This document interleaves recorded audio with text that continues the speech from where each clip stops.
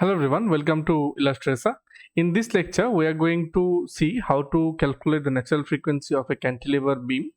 So what we will be doing, we'll be calculating it with a manual calculation and also with software tools.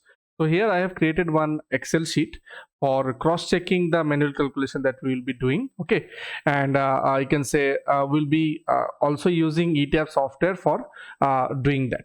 So we'll be I can say cross-checking the results from software and manual calculation. We'll be checking whether it is I can say it is the same that we are getting or not. Okay, so this exercise we'll be doing throughout this lecture. So let's get started.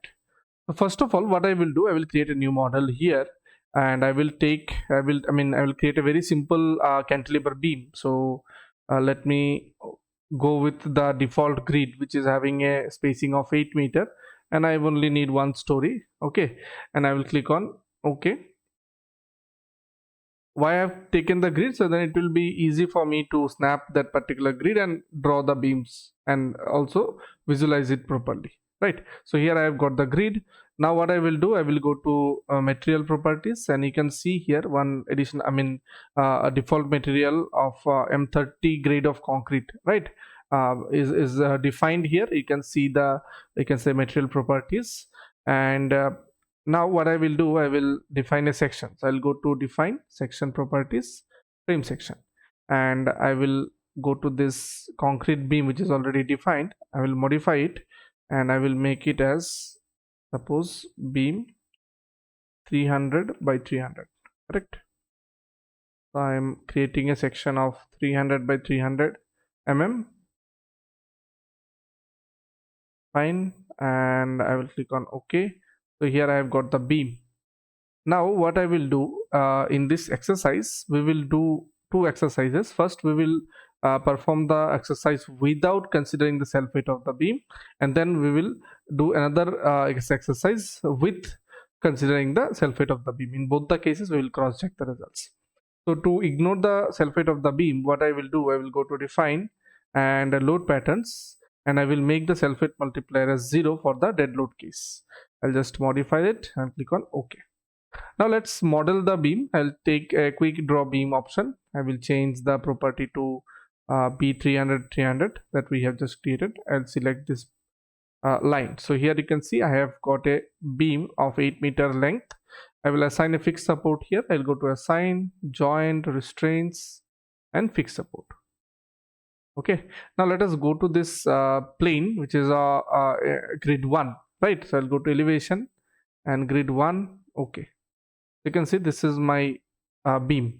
Now as we are performing the two-dimensional analysis and this beam has no support in the lateral direction, so in this case the software may give you some instability error. Okay, so in this case whenever we are performing a 2D analysis, a two-dimensional analysis, and the analysis shall be performed in this XZ plane, right? So we need to tell the software that we are not actually performing any three-dimensional analysis. It is a two-dimensional analysis that we need to perform. Okay, so we'll go to analyze, set active degrees of freedom, and I will make it as XZ plane. Okay, so the degrees of freedom available only on this XZ plane only, right? So the beam cannot move in the other direction, right? So in this case the software will understand this is a two-dimensional analysis, correct? Now what I will do, I will apply a point load here. I will select this point. I will apply a point load under the dead load case. So let us go to joint load, force, and under this dead load pattern I will apply a point load of, suppose, 40 kilonewton. Apply, close. You can see now as we have ignored the self weight of this particular beam, so currently we have only one particular load, or you can say this mass of 40 kilonewton shall be vibrating now, correct? Because we will be performing the finding the frequency of this particular beam, natural frequency of the beam, right? So frequency means this beam shall vibrate. So when it will be vibrating, one particular mass will be vibrating. Okay, so as we have ignored the self weight, this is the mass which shall vibrate here, correct? Now once we are done with that, we need to tell the software which mass will be used for the vibration. So I'll go to define and I will go to, you can say, mass source, where it is mass source. Yeah, I'll modify it I will take only this dead load here in the mass. Okay, and I want to solve the eigen value analysis. So in this case, to find out the natural frequency, we need to perform the eigenvalue analysis. So in this case, we need to go to define load cases, and here you can see one modal case is defined. Here I only want one single mode, and I'll click on OK. So this is the fundamental mode that we will be getting for this particular element, right? I'll click on OK. I'll save it. Let's save it as natural frequency check. Okay, I'll save it. Now what I will do, I will run the analysis. So let's run the analysis here.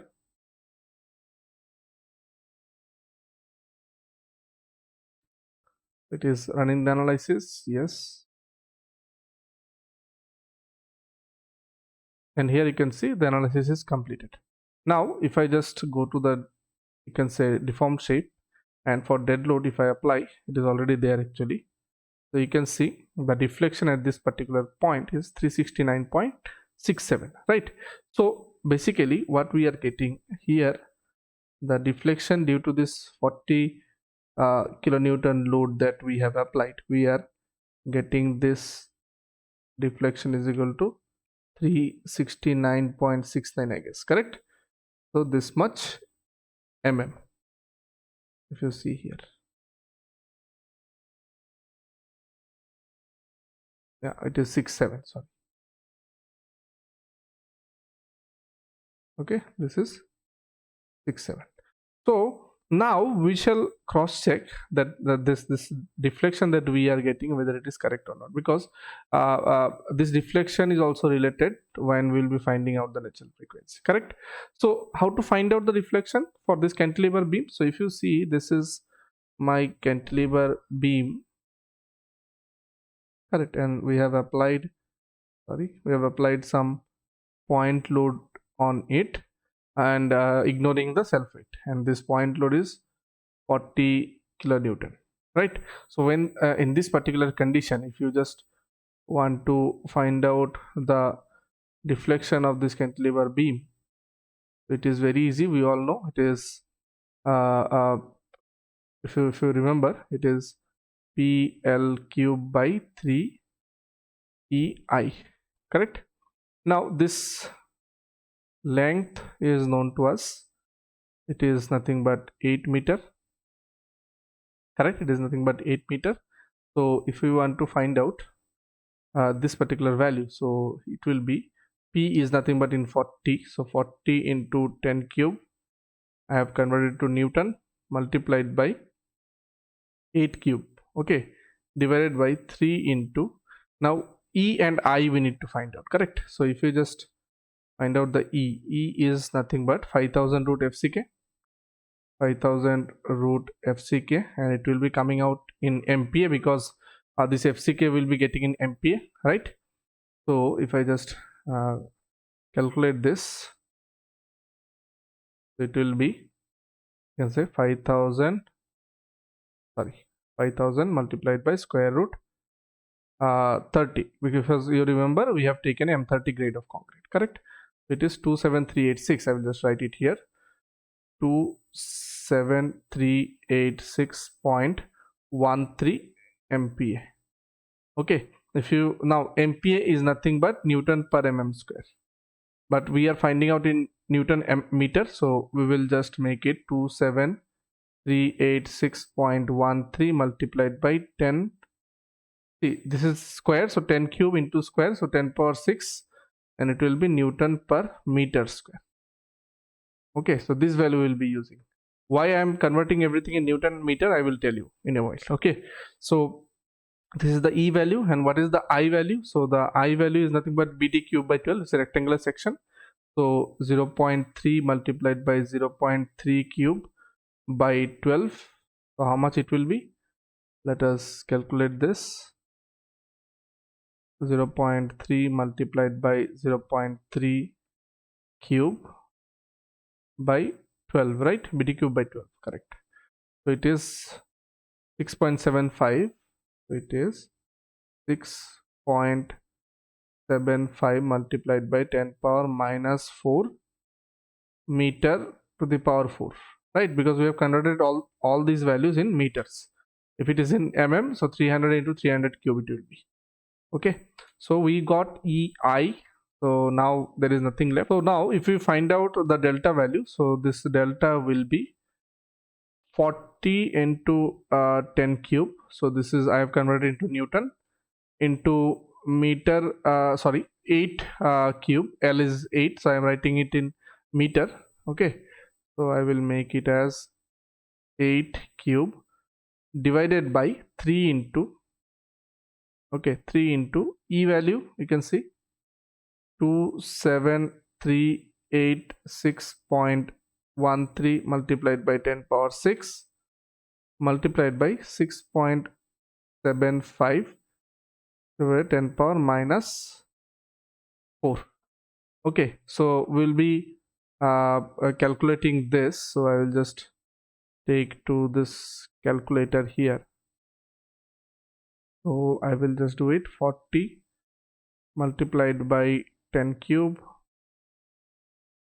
okay, and multiplied by 8 cube divided by 3 into 27386.13 multiplied by 10 power 6, right, multiplied by 6.75 multiplied by 10 power minus 4.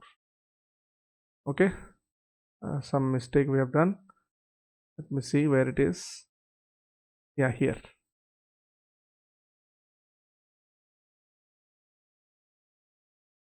This bracket shall be,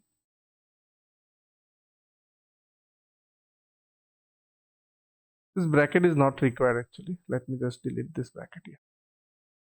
Till it is giving some error. Yeah, this is the error. See, it should be here multiplied by 8 cube. I was just writing here. So it is giving some 246 point, no, something is wrong.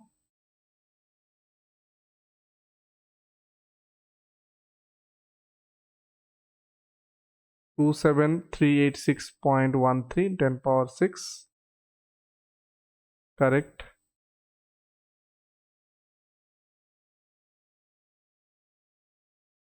Okay, so if I just use my Excel sheet here, I have filled this values.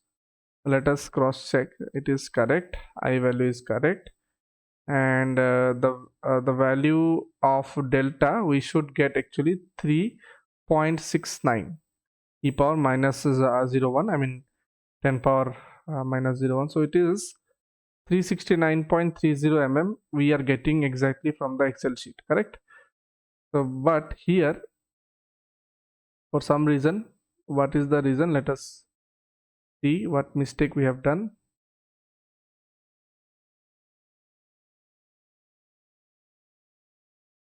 It is 3EI only, correct? Yeah.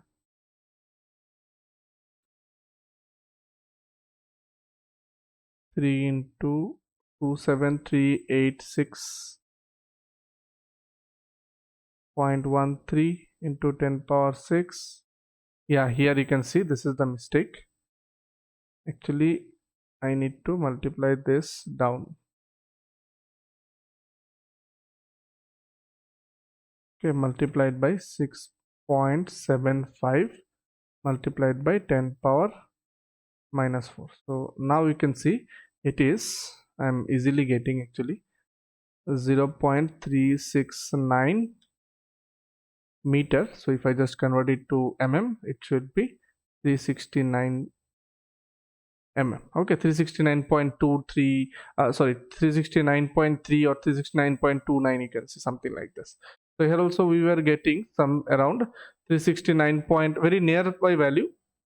Here it was something around 67, but we are getting here 369.29 because of some you can say we have left many of the, you can say, values after the decimal, right? So that's why this difference is coming, but it is the actual, you can say before decimal, if you see, it is 369 mm that we are getting. Correct. So in this Excel sheet also we were getting the same that I have just created. So let me just turn it off. I have filled these values as per our you can say model that we have created, 30 MPa concrete grade, uh, width and depth of the we can say section, then length of the section, and the additional force that we have applied, 40 kilonewton. Okay, so what we got here, from that we found out the delta, that means the deflection that we are getting, right, which is 369.3 mm.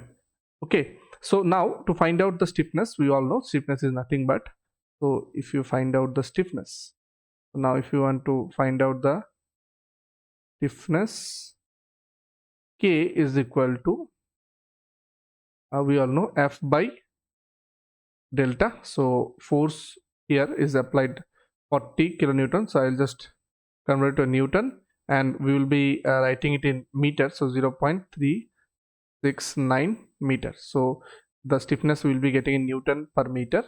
So how much we will be getting? It is 40 multiplied by 1000 divided by 0.369. So this is the 0.369. This is the stiffness, 10.8401. So if I cross check the same in the sheet that I have created, I will share this sheet to all of you. You can see it is the same value that we are getting. Actually it is in scientific unit. If I just change it to number, you can see it is the nearby value that we are getting, because we have this decimal, so some changes are happening. Okay, very minute changes are happening, so it is the current almost similar value. Okay, so I will change it to scientific again. Okay, so now once we found out the stiffness, then what we can do, how to find out the basically natural frequency. So when will we find out the natural frequency? So the natural frequency, if I just you can say, sorry, so the suppose this is a pendulum, if you are considering. Okay, and we have given some force, so it will be going like this, coming back to this particular position, so it will be completing one cycle, right? So this is the frequency, right? The rate of its you can say motion. So in this case, this is an angular frequency, correct? So this angular frequency, this omega d also we can write. This omega we can find out using this formula, which is you can say omega multiplied by root under 1 minus xi square, and this omega is nothing but root under k by m multiplied by root under 1 minus xi square. Okay, so together we can write it as root under k by m multiplied by let me just write it here, multiplied by 1 minus xi square. So this is my frequency that we will be calculating. So we know the stiffness, we know the mass also here, which is 40 kilonewton. Now remember, this mass that we will be using here, this mass is actually in kg. Why it is in kg? Because the you can say the unit of angular frequency, it is in radian per second. Okay, and this radian per second is equivalent to Newton per meter into kg. Okay, so radian per second equal to this value. So in this case, that's why to convert our result in this particular case, so that we can directly write it as radian per second, we'll be writing the mass in kg. So it is nothing but force per meter length of the member for per kg mass. Okay, so what we will do in this case, we will be converting our mass into kg, right? So how to convert our mass into kg? I'll just remove this from here, and I will just write the final formula, so that we can easily you can say calculate this. Okay, so I will just write it here. My omega d is equal to root under k by m multiplied by 1 minus xi square. Okay, fine. So this value I think we have calculated, right? I forgot to write it here. Sorry. I'll just write it here, 108,401 point. Okay, so this value, so it is in Newton per meter. This is my stiffness, correct? So now if I just do this, now what is this xi? This xi is nothing but your damping. Okay, so we all know the damping ratio for concrete is 0.055%, right? It is the internal friction between the particles of the material. So this xi value, we know it is 0.05. Okay, and stiffness we have calculated. Mass we will be converting into kg. So our mass here is in 40 kilonewton, right? So this 40 kilonewton, what we need to do, we need to convert it into you can say kg. So it will be 40 multiplied by 1000 to convert it in newton divided by 9.81.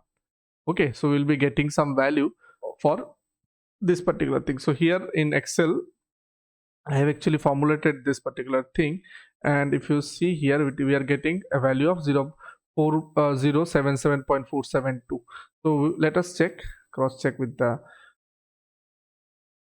calculator here. So 40 multiplied by 10 cube, okay, divided by 9.81. So we're getting 4077.47. I'll just write it here, 4077.472. right? This is in kg. So now you can easily find out this value. Omega d is equal to root under k is nothing but 108,401 divided by 4077.472, okay, multiplied by 1 minus 0.05 square. Okay, this is whole. So we'll be getting a frequency. We'll be getting a frequency of, let me just calculate. Let me make it a bit smaller. Yeah, so we can calculate it, root under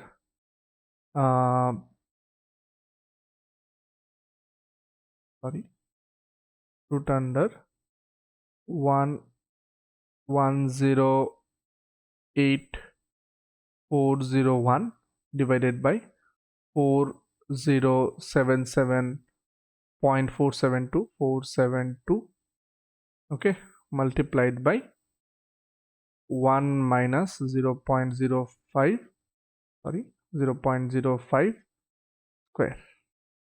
Okay, so we are getting a value of 5.15, right? I will write it here, 5.15. It is in radian per second, and if you convert it into cycles per second, so it is radian per second. If you convert to cycles per second, so it is basically we need to divide it by 2 pi, correct? Because 1 cycles per second equal to 2 pi radian per second, right? So if you want to convert, no, I think I have done mistake. Yeah, no, correct.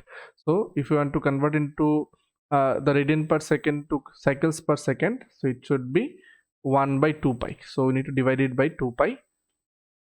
So I will just write it here, equal to, so I am getting 5.15 divided by 2 pi.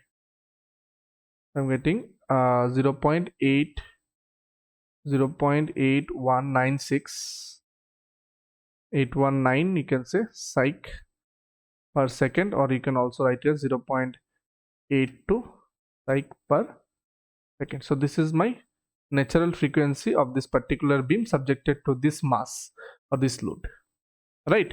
So let us see what our Excel sheet says first. Okay, because we applied the same formula only, I'm just cross checking our calculation. So 5.15 and 0.82 is the value that we were getting. Now let us cross check with our software result. So to check the natural frequency, you just go to tables, analysis results, structure output, modal information, as we'll be getting it in the eigenvalue solution. So it will be in the modal analysis basically. So if I go to this modal periods and frequencies show table, you can see we have just defined one mode so that we can get it easily. You can see in a radian per second, the natural frequency or circular frequency, it is 5.15 radian per second, and in cycles per second it is in 0.82 seconds per second, right? So this is how we can actually cross check the I can say calculation of the softwares, right? So this is one exercise we have done.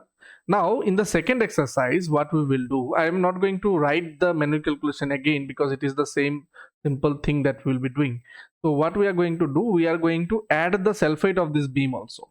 So if you see here that we are converting the self weight of this particular beam into a UDL load, because we have the formula in the cantilever beam that if it is a cantilever beam and some UDL is applied on here, suppose some UDL, right, and this is the deflection, right?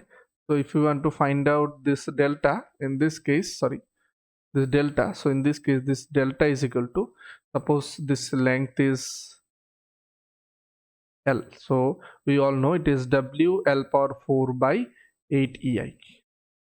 Using this formula we can find out the delta. So this is the same thing that we have done here, where it is, yeah, you can see we have converted the self weight of the beam into a UDL. How we'll be doing it, we have the length over which we'll be multiplying this load, right? So the thing that we need is the other direction, which is the width of the beam, okay, depth of the beam and the unit weight of the beam. So if I just do it here, suppose 0.3 into 0.3 multiplied by 25, so it will be in,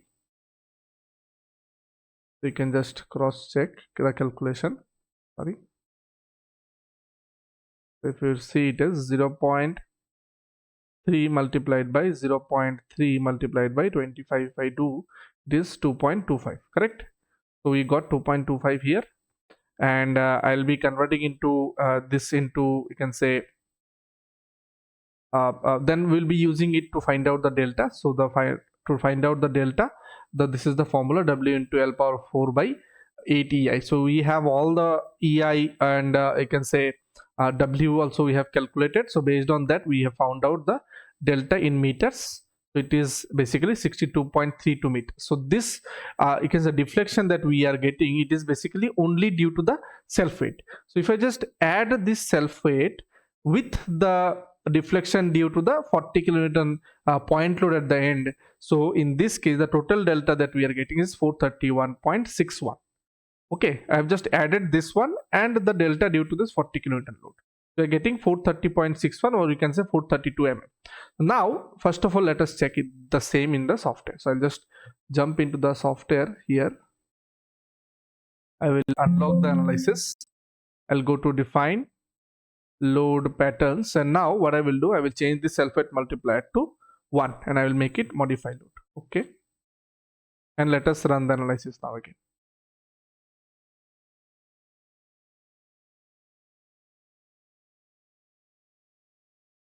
So it will take just, okay, this finished. So you can see here it is coming out to be 432.054. So it is 432 mm, and for us also it is coming 432 mm, correct? So now we know the total load, right? So the total load is 40 kilonewton plus the self weight, which is 2.25 multiplied by 8 meters. So we are getting total 58 kilonewton. So if we convert, so this is the mass that will be vibrating now, and this mass we have converted to kg here, right, the same way. And how to find out the stiffness? So this stiffness is nothing but the force that is acting. So this force is 58 kilonewton, and I mean you will be finding out in Newton per meter. So 58 multiplied by 1000, right? So if I just do it here,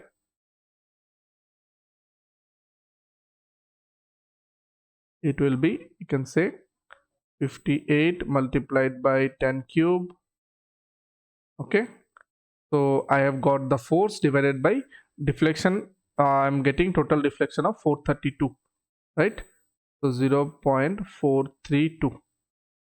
So it is of 1.34. You can see we have got it 1.34 e power 5. So 1, 2, 3, 4, 5. Yeah, correct. So this is my stiffness that I have got. Now to find out the frequency, we have used the same formula, which is nothing but omega d equal to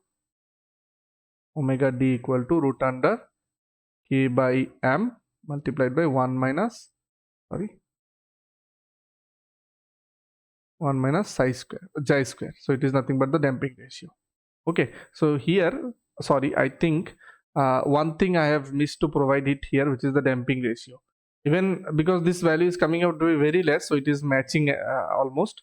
In the natural frequency also it is matching actually. If I make it 0.05, then also you can see there is not any significant change in the value of natural frequency, right? So that's why though it is kept 0, it was actually coming out to be the same. But here let us just provide it and check. Okay, so the natural frequency now we are getting subjected to this force and the mass. It is 4.76 radian per second or 0.76 cycles per second, including the self weight of the beam, correct? So if I just go to here, just minimize this, yeah, and now if I go to the analysis results, structure output, other output items, and modal information, and you can say periods and frequencies. You can see it is in cycles per second it is 0.74. we got the same, we got 0.76. if I just make this damping ratio as 0, let me see how much we are getting. Yeah, I think just need to increase this. So we are getting a nearby value actually 0.75, and here in the I can say the software we are getting 0.741, and here it is 4.6537, and here we are getting 4.76. Very minute change, minute difference we are getting, correct? Okay, because we are we are not taking many of the values in the you can say after the decimal, so this smaller changes are can be observed, right? I will make it as 0.05, let it be